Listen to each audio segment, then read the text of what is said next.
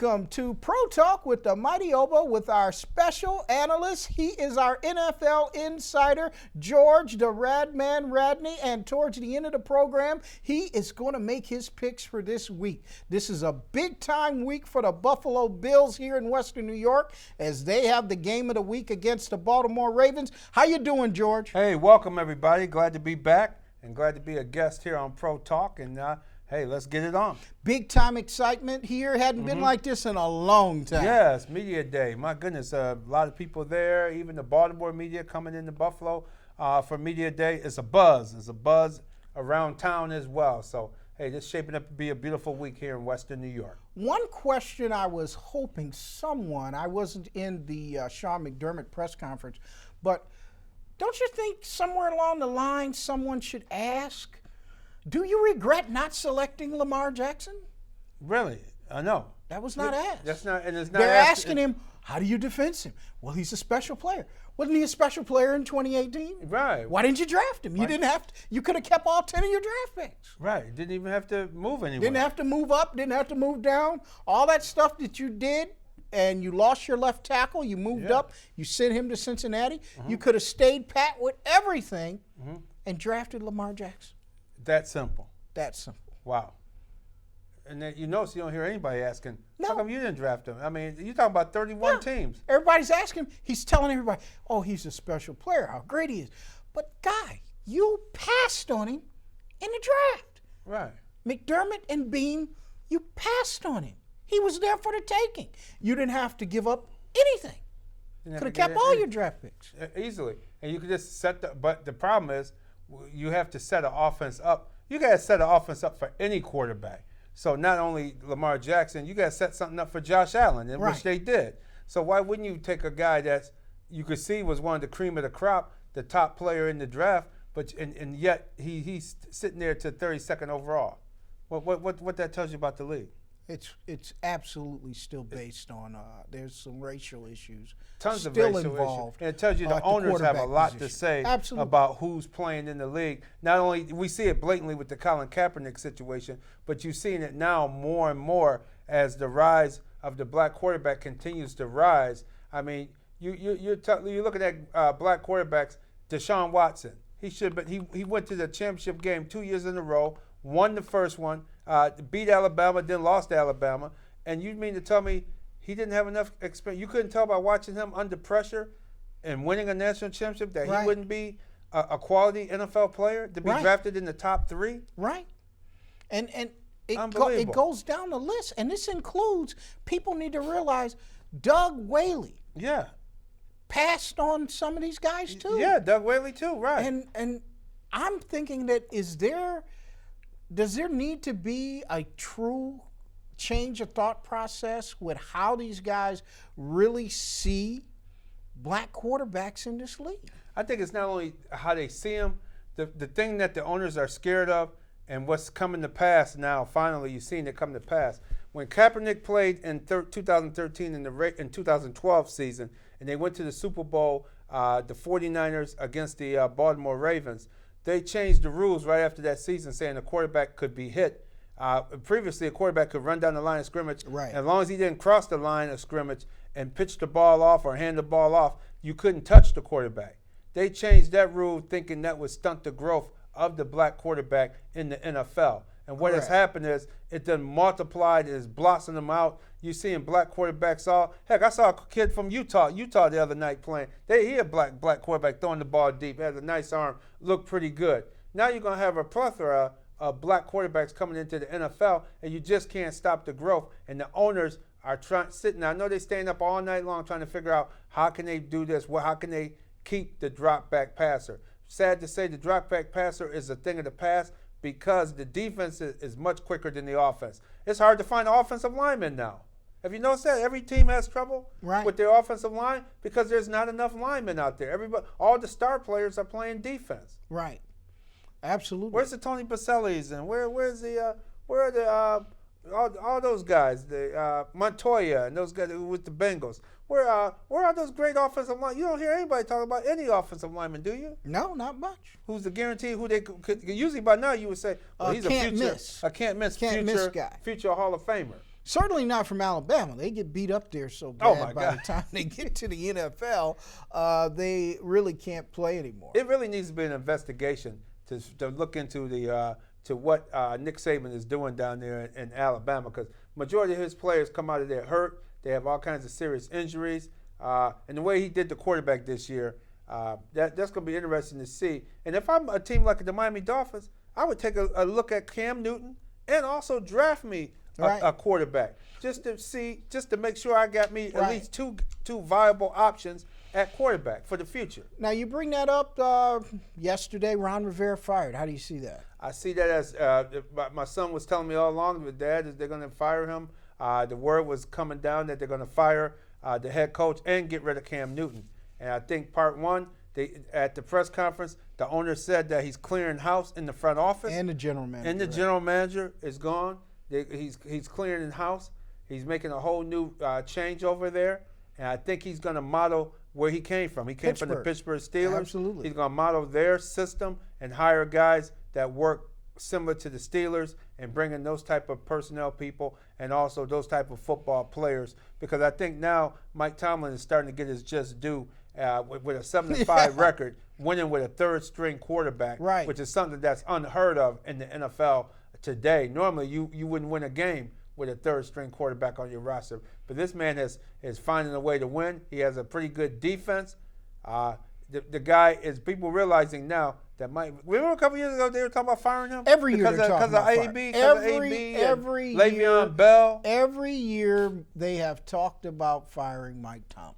Every year. And look at the players they let go. They even let go. They let AB go. They let Le'Veon Bell, James Harrison. They know when to let these guys go. Yes. And they find. And what you find they with the Steelers, always replace them. They replace them with guys that fit their system. Right. They're looking at a system. They're not looking at just getting the best player. That's why a lot of these guys you never heard of from college, because they're role players. He's looking for system players, the whole organization. And I think Doug Whaley was doing that in Buffalo, bringing in system players.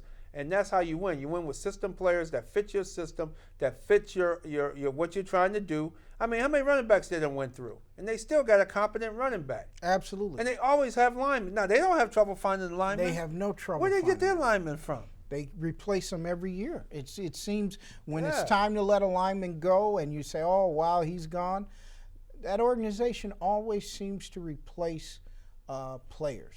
Now, the AFC is having somewhat of a down year as compared to, I think, the NFC. Yes. What did you see Monday outside of the great choreography of the Seattle Seahawks? I see a team that hustles and they got to play hard every game because they're another team. They put pieces together. They brought DK Metcalf. I think Josh Gordon is going to be a very good asset for them down the stretch. They're playing very good football. They're not the most talented team, but they're very good team-oriented. And I think Russell Wilson is showing you why he is the MVP. Everybody's talking about the glitter and glitz of Lamar Jackson with the Baltimore Ravens. Russell Wilson is my MVP pick because this man, if you watch him, this guy is just steady. He is cool. He is so cool and calm and confident. And he goes on the sideline and talks to his guys, get those guys pepped up, and they end up making plays for him. He makes plays. His teammates make plays for him, and they believe in him. And that's what you're talking about. The MVP is someone that rallies the entire team together. And every week, this man has to pull a rabbit out of his hat. Every week.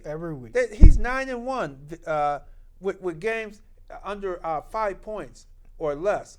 I mean, you think about that. Every game not every game, but majority of the games have been 5 points or less. Now, quiet as it's kept, there's only one team that has qualified for the playoffs. That's the New Orleans Saints. New Orleans Saints, Teddy Bridgewater should get a lot of credit for what he did in a relief role for Drew Brees. But the Saints are up on their nearest competitor is 5 games. 5 games. They're 5 games up. 5 games up. That's a scary thought for the rest of the league because this team will have an ability towards the end, once they can try to get home field advantage, exactly, to really be in a healthy position. I think they can take anybody. In Minnesota, you remember Minnesota and New Orleans a few years ago.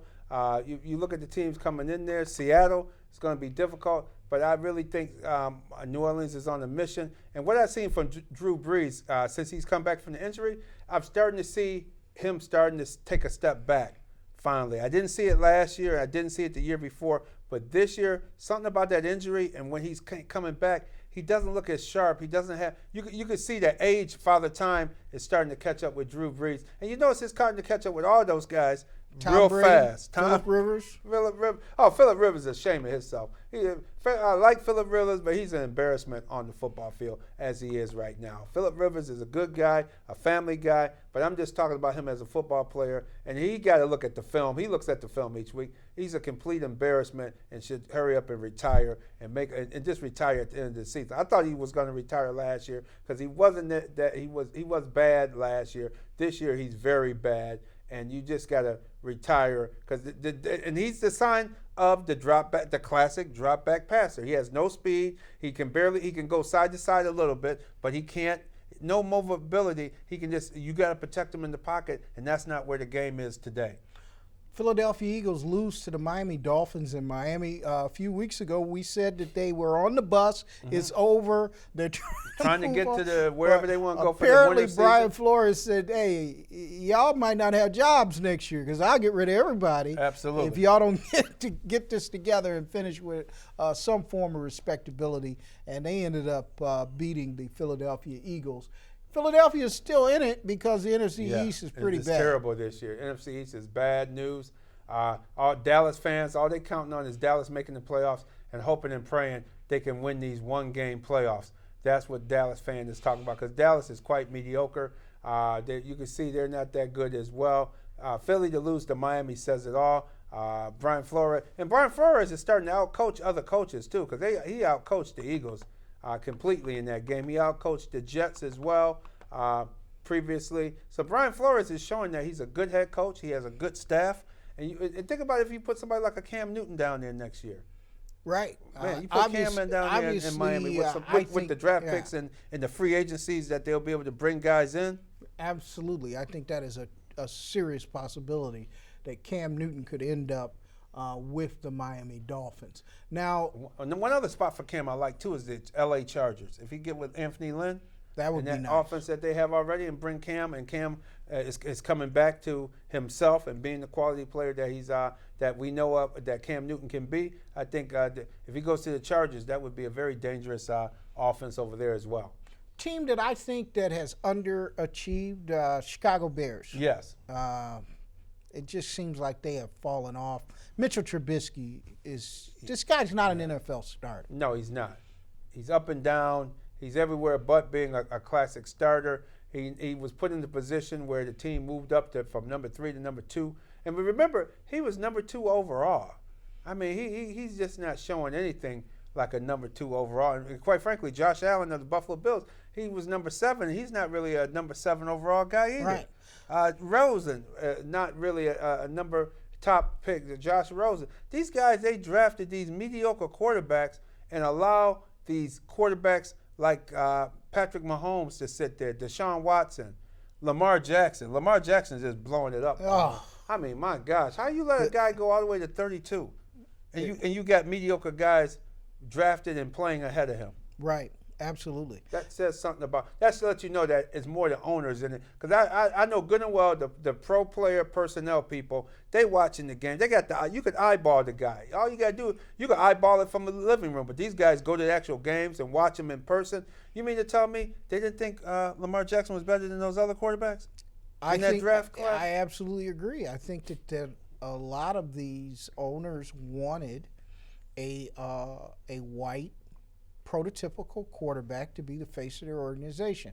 I think the Buffalo Bills had post-Tyrod syndrome, and they were absolutely looking for the best prototypical quarterback that fit what they wanted to be the face of the organization, and they did not see that in Lamar Jackson. No. And before the draft, too, remember several teams wanted to try Lamar Jackson out as a wide receiver. Right. Remember that? Bill Polian was going around telling people he could not play the position of quarterback. This is supposed to be a superstar expert in the evaluation of talent in this league. But we got to start talking about next week. I want to talk one thing about the local team. Significant move the last 3 weeks is Brian Daboll to the coaching booth. How significant has that been in the offense? I think that they're not talking about it here locally, but locally that has been the biggest move that I've seen. Moving Brian Daboll to the coaching box, allowing the quarterback Josh Allen to work with Ken Dorsey and also Matt Barkley, two quarterbacks who have played the game. Matt Barkley, the backup, Ken Dorsey, the quarterback coach, allowing him to hear their feedback.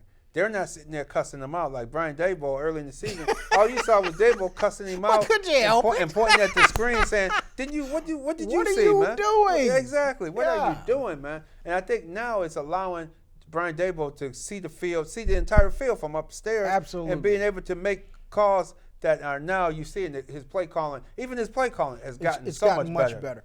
The play that he set up, that play where John Brown threw that touch, that is from him being in the coaching booth, being able to set the defense up for that play to work, and it's definitely been a change for the offense of the Buffalo Bills.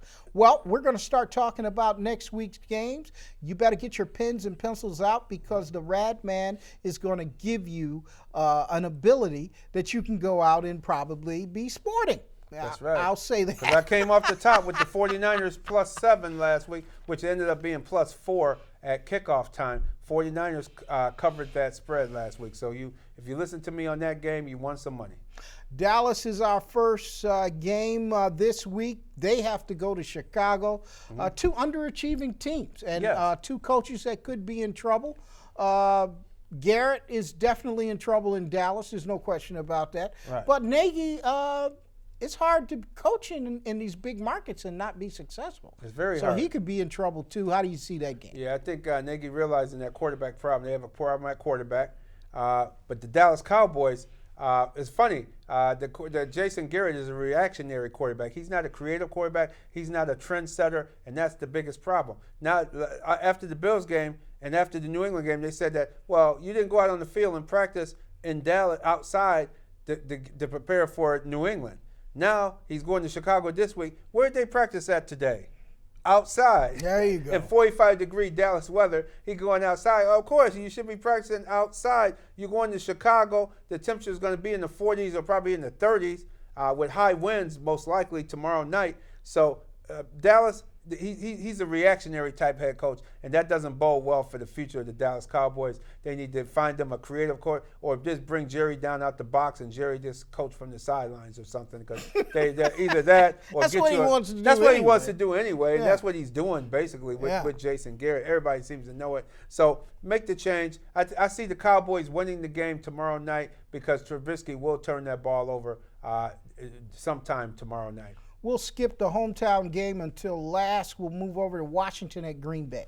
Washington at Green Bay. Washington came up a big victory there in Carolina that got the coach fired. A 4th and goal at the 1-yard line. Your quarterback goes back 20 yards and fumbles the ball 20 yards. I think that was the final straw for Ron Rivera. Washington won't be so lucky at Green Bay. Green Bay will blow them out this week. Go with the Pack. All right, Denver will be at Houston. Denver going into Houston. Denver's playing good defense, good running game. Philip Lindsay, very good hard-nosed running back at Houston. Houston coming off the big win over New England. Take I almost said the Houston Oilers, the Houston Texans. Take the Houston Texans at home in this contest. Big-time matchup in New Orleans, San Francisco at New Orleans. That's a big game. That's a big game. And, boy, San Francisco has like 3-4 in a row. Because they play Seattle next week. So, right. So, they're in a gauntlet of games. I really was impressed with Fred Warner, the linebacker. San Francisco at New Orleans. New Orleans is going to come out with a very physical game in that dome. I see Jimmy Garoppolo. He's not showing me as a clutch quarterback. I see New Orleans winning this game. New Orleans should cover the 3-point spread. New Orleans should cover 3 points. Interesting. Yes. Now, an interesting game in Ohio. Cincinnati travels to Cleveland. Cincinnati played to Cleveland. Cleveland's head coach, I hope he doesn't wear another T-shirt this week proclaiming that he's the king of Ohio or something like that, or the boss man or whatever. I hope he just go out there and coach this week. Cleveland will come out on top. The thing that concerns me is, for some reason, they still have not gotten Odell Beckham into the offense. Right. And we're here in week 15. I mean, what? How do you not do that? How do you not do that for the whole year? That, to me, that gets you fired right there. With all that talent and you're not using all that talent. But he should be around 100 receptions. He's got 57. That's crazy. That's unacceptable. Him and Landry should be dominating. And you got Kareem Hunt now. Throw some screen. I haven't seen too many screen passes and things like that, or dump offs. Kareem Hunt, isolate him on a linebacker. I mean, I thought they would use that against the Steelers. They didn't. And you've got Nick Chubb. You got Nick Chubb. Oh my gosh, look at that. Yeah, fire him right now, man. That's what Why is he still coaching? There's too much talent on that team to be producing mediocrity. I just don't understand. And Ron Rivera was fired. Ron Rivera was fired first. Yeah. This guy's terrible. He's terrible. But Cleveland should a terrible Cleveland coach team will beat the Cincinnati Bengals. They should cover the spread this week. Carolina at Atlanta. Ron Rivera's out as coach, but our guy Perry is the Fewell. interim coach. Perry Fewell, former interim coach of the Buffalo Bills. And former interim coach of the New York Giants. Why is he an interim coach all the time? At the Giants. He was there for the end of the season with the New York Giants too. He did one game or 2 games. Oh wow. Yeah, when they fired their coach, before Shermer, he coached the last 2 games over there. So why does he have that label? Give him a chance for the real job. Let him see what he can do. That's for the Carolina Panthers. I see Atlanta winning that game and winning by 3 or more. All right, Detroit travels to Minnesota. Detroit at Minnesota.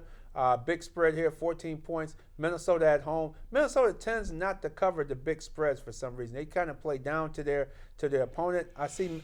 They played well in Seattle. Kirk Cousins is quietly having a better year. Very good year.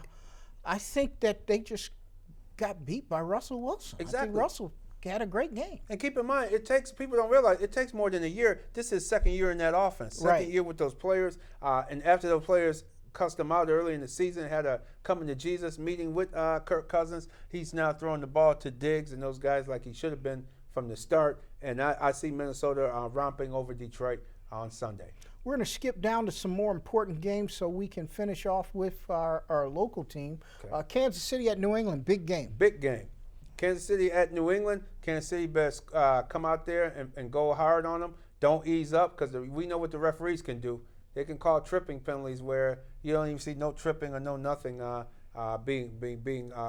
infractions there. It's weird how only in New England you see all kinds of penalties that's not, when you see the replay, you don't see the penalty.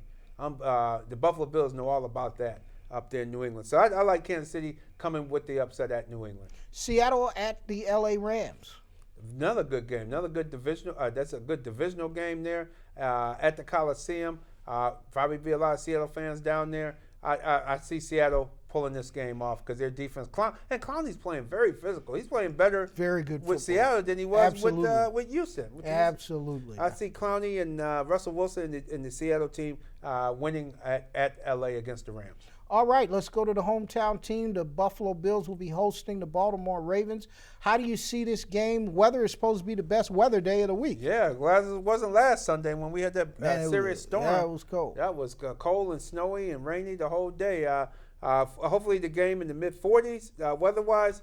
The Bills' offense should be able to move the ball effectively. I see the Bills being able to run the ball. I also see Baltimore being able to run the ball as well. The passing game is going to be the key. If it's very windy and you only can throw in one direction, I think that's an advantage for the Bills. I think the Bills can hone her in on Lamar Jackson, be able to slow him down just enough that Buffalo would be able to come out with a field goal win. And I have a feeling our kicker will show up this week. I did speak with Stephen Hauschka today. He said he's feeling pretty good. That's what he told me. He's feeling pretty good. I good. wouldn't expect anything. What he did tell me before, when you had said he was possibly hurt, he said I was not right. Today he said, I'm feeling pretty good. See, that tells you he's not right. There's something going on because you could tell he's not.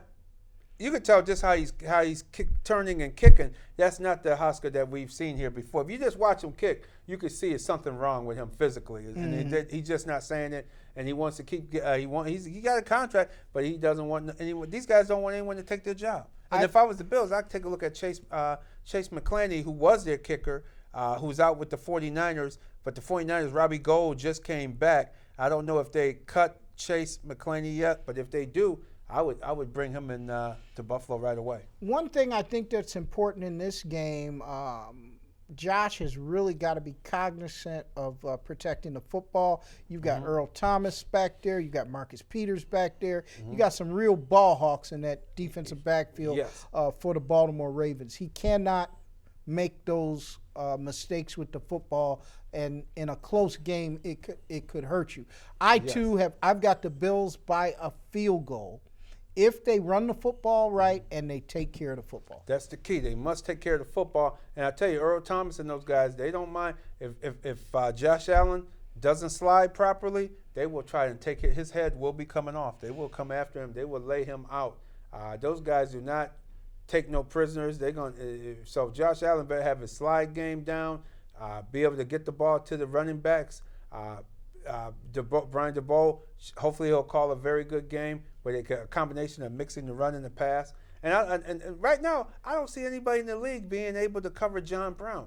John Brown's another guy that, man, he's having a great year. Great year. Great year. And he had a good year, his rookie year out at Arizona with the Arizona Cardinals. He was good there too. Right. But now I'm seeing this guy with his speed and how he can stop on a dime and cut so efficiently. This guy, he's a nightmare to cover. He's able to adjust himself very well to Josh Allen passes, which are sometimes not in the great ball placement areas that are very important for receivers. John Brown has been able to do well, and we're now seeing Cole Beasley doing well Same thing. also. And they know now how to stop, catch the ball, and then get down because they know they're about to get their head taken off. Well, we're down to our last few seconds. We're both picking the Bills by a field goal. The Bills by a field goal, yeah. Bills by a field goal. The Radman tells you that. Make sure on Saturday morning at 7 a.m. you tune in to 105.5 FM, The Beat, out of Rochester, as we will be talking sports once again. Thank you for tuning in to Pro Talk with the Mighty Oba and our NFL insider, George the Radman Radney. We'll see you next week.